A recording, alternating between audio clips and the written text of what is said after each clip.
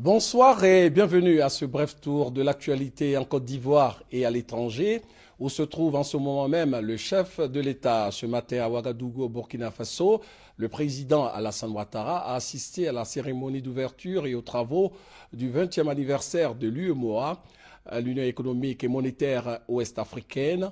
Les chefs d'État et de gouvernement présents à ce rendez-vous bilan ont échangé autour du thème UEMOA 20 ans. Les voies d'un développement solidaire en Afrique de l'Ouest. Pour la troisième décennie, l'UEMOA entend consolider ses acquis, relever les défis de la sécurité alimentaire, la paix et la stabilité. Autre priorité, la mise en œuvre des réformes par l'application des textes communautaires. Nous en parlerons au journal de 20 heures.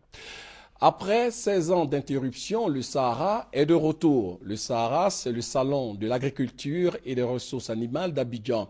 Cette troisième édition, après celle de 92 et 97, aura lieu l'année prochaine du 3 au 12 avril 2015 avec comme sujet de réflexion la promotion de l'investissement agricole durable. L'information a été donnée officiellement ce lundi par le Premier ministre Daniel Kablan-Duncan. La Côte d'Ivoire, premier producteur mondial de cacao et de noix de cola, premier producteur africain de latex, de bananes et premier exportateur mondial de noix de cajou, la Côte d'Ivoire, notre pays, attend pour cette édition 2014 du Sahara plus de 500 000 visiteurs. Un rendez-vous important, selon le Premier ministre. 2019 qui ont connu un succès remarquable, Sahara 2015 va se tenir dans un contexte de stabilité et de normalisation post-crise. La paix, la sécurité, la réconciliation nationale en marche, ainsi que la libre circulation des personnes et des biens stimulent les productions agricoles, agroforestières, animales et halieutiques marchandes. Elle est en fin de la cérémonie à 20 h. L'actualité en Côte d'Ivoire, marquée également par cette conférence de presse prononcée par Pascal Affi-N'Guessan, président du FPI, le Front populaire ivoirien. Cette conférence a été essentiellement consacrée au procès en cour d'assises de 89 proches de l'ex-président Laurent Gbagbo. Procès prévu pour s'ouvrir ce mercredi 22 octobre. Pour le président de l'ex-parti au pouvoir, il s'agit d'un procès politique.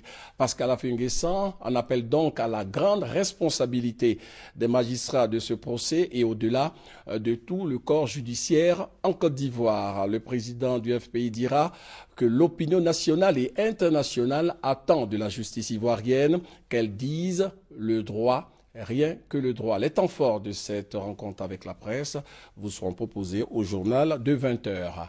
Les éminentes personnalités catholiques du Vatican sont divisées sur un sujet d'actualité, le mariage pour tous, le mariage homosexuel. Le point de la situation. Des débats passionnés et des chantiers ouverts. Le premier volet du synode sur la famille s'est achevé dimanche au Vatican. Pendant 2 semaines, les évêques ont abordé différentes problématiques. Ils se sont accordés sur plusieurs points, mais l'accueil dans l'église des divorcés remariés ou des homosexuels n'a pas fait consensus.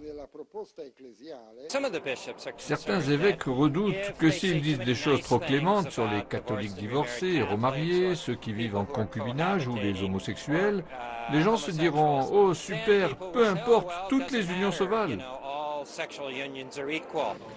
De l'avis de beaucoup de cardinaux, c'est la première fois que les échanges ont été aussi francs et animés entre progressistes et traditionalistes. Pour les prêtres les plus conservateurs, certains sujets comme l'homosexualité ne méritent pas de débat. Le mariage pour les homosexuels est contre nature. Parler de problèmes comme le genre ou tout ça, je ne suis pas d'accord. Beaucoup de familles, écartelées entre la doctrine catholique et la réalité de leur quotidien, attendent des changements. Il doit y avoir plus de tolérance pour des choses qui existent depuis des siècles et des siècles. Par exemple, les personnes qui se séparent quand elles sont mariées. En concluant cette assemblée des évêques, le pape François, qui prône l'ouverture, a appelé tous les participants à vaincre la peur devant les surprises de Dieu. Dieu n'a pas peur des nouvelles choses. C'est pourquoi sans cesse, il nous surprend, ouvre nos cœurs et nous guide de façon inattendue. Il nous renouvelle. Il fait de nous des êtres nouveaux constamment. Le pape François a à cœur de réduire le fossé avec ceux qui se sont éloignés de l'Église. Il invite les paroisses du monde entier à débattre de ces sujets avant la prochaine session du synode en octobre 2015. Voilà, on se retrouve à 20h avec, comme tous les lundis, le grand format proposé par le service politique de la rédaction. Le grand format est aujourd'hui consacré à un objectif prioritaire du gouvernement ivoirien, celui de faire du pétrole le deuxième pilier de l'économie ivoirienne. Bonne suite de programme, on se retrouve pour la grande édition.